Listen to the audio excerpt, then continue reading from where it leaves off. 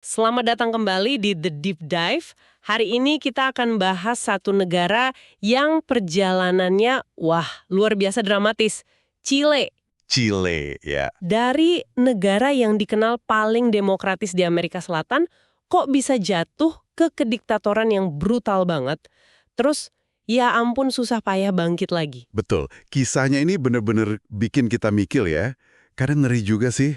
Iya kan? Nah, pembahasan kita ini fokusnya ke bab 4 dari buku Upheaval, judulnya A Chile for All Chileans. Kita mau coba bongkar gimana sih sebuah bangsa bisa menghadapi krisis internal separah itu, sampai meledak gitu. Oke. Jadi misi kita kali ini kita coba pahami gimana Chile yang dulu sering dibanggain karena demokrasinya itu ya, Mm-mm. bisa terjerumus secepat itu. Kita bakal lihat peran Presiden Allende, terus kebrutalan rezim Pinochet yang terkenal banget itu. Itu dia. Dan gimana Chile mencoba bangkit dari masa launya yang, ya, kelam. Ini semacam studi kasus ya jadinya ya, tentang betapa rapuhnya demokrasi dan apa akibatnya kalau masyarakat terbelah udah ekstrim gitu. Dan ada sisi personalnya juga loh di buku ini. Penulisnya cerita pengalamannya sendiri. Dia pernah ke Chile beberapa tahun sebelum kudeta. Oh ya? Iya, teman-temannya di sana tuh bangga banget cerita soal stabilitas demokrasi Chile. Katanya, wah beda banget sama negara tetangga lainnya. Jadi bisa dibayangkan betapa kagetnya mereka dan dunia waktu kudeta 11 September 1973 itu kejadian. Pasti shock banget. Banget. Langsung diikuti kediktatoran yang menurut sumber ini ya brutalnya minta ampun, sampai disebut memecahkan rekor penyiksaan sadis. Astaga. Anda mungkin pernah dengar nama Pinochet kan? Tapi apa sih yang sebenarnya terjadi di balik itu semua? Nah yuk kita telusuri bareng. Oke, kita mulai dari Chile sebelum tahun 70-an ya. Seperti cerita teman-teman penulis tadi, Chile ini memang sering dianggap anak baik gitu ya di Amerika Selatan. Iya, betul. Punya tradisi demokrasi yang panjang, relatif stabil lah, beda sama tetangganya yang mungkin lebih sering gejolak, kudeta gitu kan. Itu citra luarnya ya.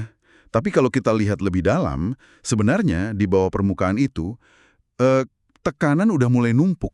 Polarisasi politik. Nah, itu dia. Jadi kubu-kubu politik makin jauh, makin nggak mau kompromi, itu makin kerasa banget, terutama menjelang terpilihnya Salvador Allende. Kompromi, yang ibaratnya olinya demokrasi, itu mulai macet. Terus jangan lupakan juga konteks Perang Dingin waktu itu. Setelah krisis misil Kuba tahun 1962 kan? Iya. Amerika Serikat pokoknya nggak mau ada lagi negara komunis atau Marxis di halaman belakangnya. Nah, pandangan ini ternyata diamini juga oleh kelompok kanan dan militer di Chile sendiri. Mereka juga khawatir. Oke, terus tahun 1970 Salvador Allende terpilih jadi presiden. Dia ini menang pemilu secara demokratis, tapi bawa agenda Marxis yang cukup ambisius ya. Gimana dampaknya waktu itu? Wah, dampaknya gede banget dan langsung memecah belah masyarakat. Beneran. Agenda Allende kan termasuk nasionalisasi industri tembaga. Itu vital banget buat ekonomi Chile. Penting banget itu. Terus ada reformasi agraria, plus dia kelihatan dekat sama kubanya Fidel Castro. Nah ini bikin kelompok militer, pengusaha besar, kelompok kanan, sampai kelas menengah atas itu, wah ketakutan luar biasa. Bisa dibayangin sih. Polarisasi langsung meroket. Sumber kita, ini gambarin situasinya udah kayak nggak ada titik temu lagi. Buntu total. Kekerasan mulai muncul di mana-mana. Sampai ada ancaman segala ya disebut di buku. Iya, betul. Ada laporan kelompok kiri radikal juga mulai siap-siap angkat senjata. Di sisi lain, kelompok kanan mulai nyebar ancaman Jakarta Viene. Jakarta akan datang. Iya, Jakarta akan datang. Wah, itu kan referensinya ke pembantaian massal anti-komunis di Indonesia tahun 65 ya. Tepat, Ngeri banget ya dengernya. Ancaman kayak gitu pasti bikin suasana makin mencekam kan? jelas. Itu ancaman yang nggak main-main. Nunjukin potensi pembantaian serupa terhadap kelompok kiri di Chile. Suasananya jadi super tegang. Kompromi politik udah, ya ampun, nggak ada harapan lagi rasanya. Ruang dialog hilang, diganti saling curiga, takut dan ancaman kekerasan. Chile udah di ujung tanduk banget. Dan akhirnya momen yang ditakutkan itu datang. 11 September 1973. Kudeta militer dipimpin Jenderal Augusto Pinochet menggulingkan Allende. Allende sendiri tewas di Istana Presiden La Moneda. Ini benar-benar mengubah arah sejarah Chile secara tragis. Betul. Yang bikin banyak orang shock itu bukan cuma kudetanya aja. tapi kecepatan dan terutama tingkat kebrutalannya. Itu dia. Mengingat reputasi Chile sebagai negara demokratis, ini ironis dan menyakitkan banget. Era eksperimen sosialisme lewat jalur demokrasi selesai gitu aja, diganti periode paling gelap dalam sejarah modern Chile. Pinochet akhirnya berkuasa hampir 17 tahun ya? Lama juga. Lama banget. Apa sih ciri utama rejimnya? Kalau dari sumber kita gambarannya suram banget ya. Katanya rejim ini sampai mecahin rekor dunia soal penyiksaan sadis dan pembunuhan politik. Iya, gambarannya memang mengerikan. Disebut juga soal Caravan of Death, itu semacam skuad kematian militer yang keliling buat eksekusi lawan politik kan? Benar. Caravan of Death itu salah satu contoh kekejaman yang paling terkenal. Tapi anehnya, ini yang menarik, Pinochet sendiri katanya berusaha tampil sebagai kakek Katolik yang baik hati gitu ya. Gimana tuh? Nah, ini dia, kontras yang luar biasa dan jujur aja agak mengerikan ya.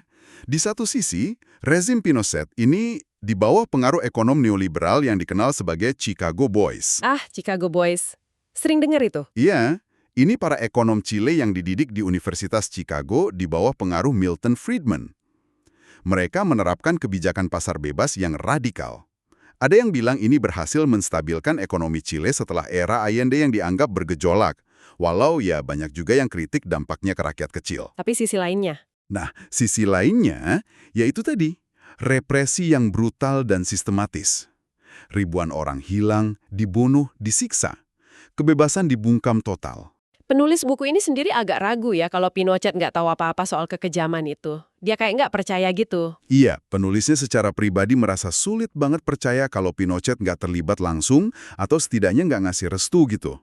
Logikanya, dia kan pemimpin tertinggi junta militer, presiden, dan dia deket banget sama Manuel Contreras, kepala DINA. Dina itu polisi rahasianya ya? Betul, dinas rahasia Pinochet yang terkenal kejam banget itu. Jadi agak mustahil rasanya kalau dia nggak tahu atau nggak memerintahkan. Kontras antara citra kacek baik hati sama realitas Caravan of Death itu memang sulit dibayangkan bisa jalan beriringan. Juga. Apa persisnya yang membuat mereka mulai berbalik arah? Apakah murni gara-gara ekonomi atau kebrutalannya udah nggak bisa ditolerir lagi? Kayaknya kombinasi beberapa faktor deh. Ekonomi memang sempat memburuk cukup parah ya, antara tahun 1982 sampai 1984. Itu jelas menggerus dukungan dari elit bisnis dan publik. Oke. Tapi faktor HAM juga makin nggak bisa diabaikan. Bukti-bukti kekejaman makin banyak dan terang-terangan. Bahkan sekutu kuat kayak Amerika Serikat di era Reagan pun mulai, gerah. Oh, bahkan Reagan juga. Iya, salah satu pemicu penting itu kasus Rodrigo Rojas, tahun 1986.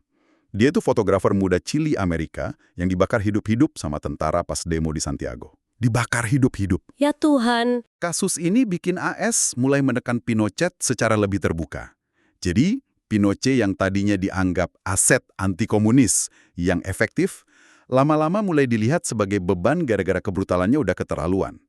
Dukungan dari gereja Katolik yang awalnya juga cenderung diam, mulai vokal. Dan bahkan sebagian faksi di dalam militer sendiri juga mulai goyah. Nah, tekanan ini kan terus membesar ya. Sampai akhirnya, ini ironis juga, Pinochet sendiri ngambil langkah yang justru jadi bumerang buat dia. Referendum tahun 1988 itu. Betul. Dia mungkin pede banget atau salah hitung ya, ngadain referendum buat minta perpanjangan kekuasaan 8 tahun lagi. Tapi hasilnya malah di luar dugaan dia mungkin, suara no alias tidak yang menang. Ini dia momen penentu kembalinya demokrasi. Yang paling penting dicatat dari sini, dan ini salah satu insight menarik dari sumber kita, adalah bagaimana perubahan itu terjadi. Gimana tuh? Lewat jalur damai, lewat kotak suara, bukan lewat revolusi berdarah lagi. Padahal lawannya rejim represif banget kan? Iya juga ya, luar biasa itu. Ini nunjukin kekuatan aksi kolektif tanpa kekerasan itu nyata. Sumber kita bilang, militer akhirnya nggak bisa atau nggak mau nembakin lautan massa yang damai merayakan kemenangan. Tidak. Tekanan publik, tekanan internasional, plus perpecahan di kalangan elit sendiri, bikin Pinochet terpaksa, walau ya pasti ogah-ogahan banget, menerima hasil referendum. Jadi Chile akhirnya kembali ke demokrasi, tapi pasti nggak gampang ya proses transisinya. Gimana mereka menghadapi masa lalu yang begitu berat dan memecah belah?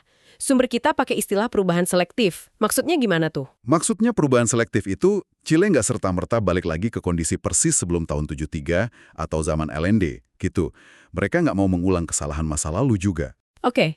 Jadi mereka mencoba membangun apa yang disebut Chile untuk semua orang Chile. Semacam upaya rekonsiliasi nasional yang coba ambil elemen-elemen baik dari era Allende, bahkan mungkin beberapa kebijakan ekonomi era Pinochet yang dianggap berhasil.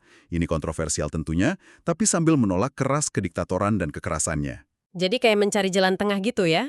Bisa dibilang gitu. Prosesnya rumit banget, penuh perdebatan, dan pastinya menyakitkan buat banyak pihak, terutama korban dan keluarga korban rejim Pinochet. Terus peran identitas nasional Chile gimana dalam proses ini? Kan tadi di awal disebut kalau orang Chile itu bangga sama negaranya yang dulu dianggap beda, lebih demokratis. Nah, ini poin penting lainnya yang disorot di buku. Identitas nasional dan kebanggaan sebagai orang Chile, ini faktor #6 dalam kerangka analisis krisis di buku ini, ternyata jadi modal penting buat bangkit. Oh, jadi itu membantu ya? Iya, cukup membantu. Rasa bangga sebagai bangsa yang punya sejarah demokrasi, meskipun sempat terputus parah, dan merasa berbeda dari negara lain di kawasan itu, kayaknya membantu mereka keluar dari trauma dan kelumpuhan politik pasca Pinochet. Walaupun tentu saja, luka masa lalu nggak bisa hilang begitu saja, masih membekas kuat. Betul, kayaknya bayang-bayang Pinochet masih kuat ya, apalagi setelah dia ditangkap di London. Itu kan heboh banget dulu. Iya banget.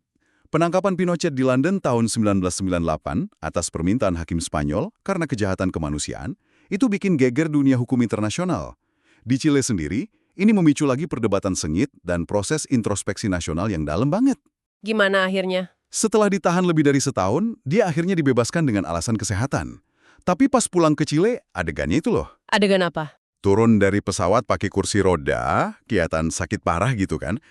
Pas kakinya udah nyentuh tanah Chile, tiba-tiba dia berdiri tegak, jalan nyalamin jenderal-jenderal yang nyambut dia.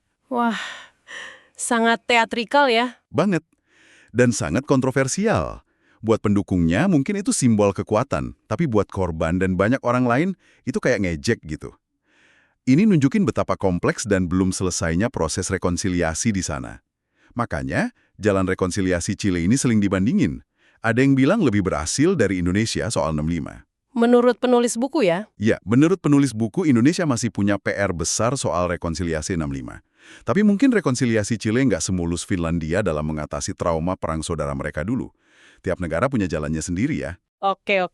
Kalau kita coba tarik benang merahnya nih, pakai kerangka analisis krisis yang ada di buku ini, gimana kita bisa baca kasus Chile ini? Faktor-faktor apa aja yang kelihatan jelas? Chile ini jadi contoh yang kuat banget buat beberapa faktor kunci di kerangka itu. Pertama, jelas banget, ini contoh ledakan krisis internal. Bukan karena serangan dari luar kayak Jepang atau Finlandia di contoh lain buku ini. Murni dari dalam ya? Iya, penyebab utamanya ya polarisasi politik ekstrim tadi. Sampai kompromi udah nggak mungkin lagi. Kedua, yang menarik nih, kita lihat gimana kegagalan justru jadi pendorong perubahan krusial. Ini faktor #9 di kerangka itu. Kegagalan? Maksudnya? Kegagalan Allende dalam mengelola polarisasi dan ekonomi, menurut lawan-lawannya dan buku ini, memicu kudeta 73. Sebaliknya, kegagalan Pinochet meyakinkan publik di referendum 88 malah membuka jalan damai kembali ke demokrasi. Agak ironis ya, kegagalan bisa memicu perubahan positif juga? Wah, menarik itu. Ada lagi faktor lain yang menonjol dari kasus Chile? Pastinya, identitas nasional, faktor #6, yang tadi kita bahas, itu berperan besar dalam ketahanan dan pemulihan pasca krisis.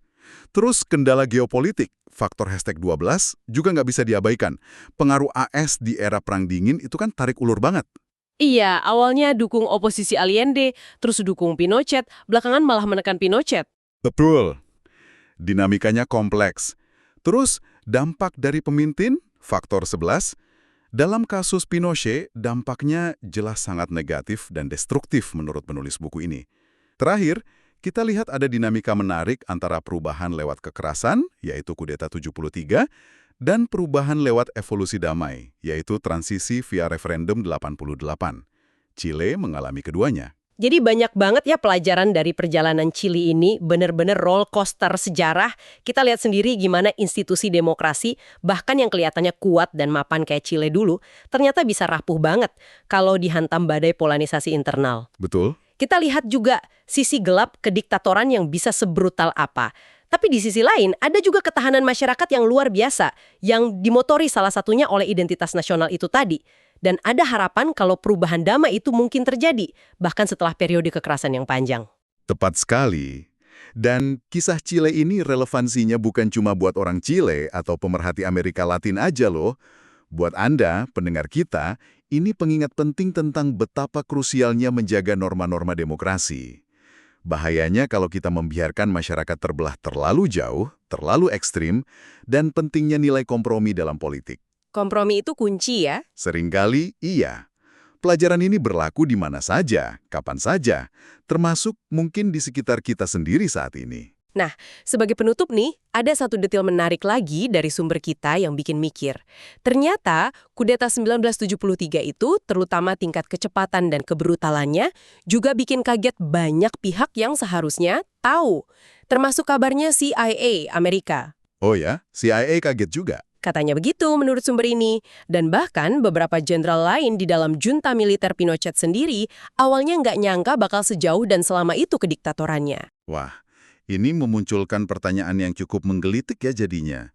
Seberapa bagus sih kemampuan kita, atau para analis, atau bahkan intelijen, membaca atau memprediksi gejolak politik?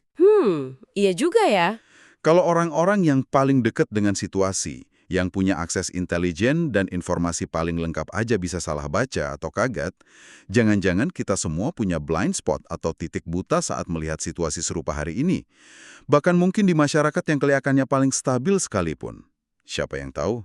Wah, sebuah pemikiran yang menarik banget untuk direnungkan ya. Terima kasih banyak sudah berbagi insight-nya, dan terima kasih Anda sudah menyimak pembahasan mendalam kita tentang Chile kali ini. Sama-sama. Sampai jumpa di episode berikutnya.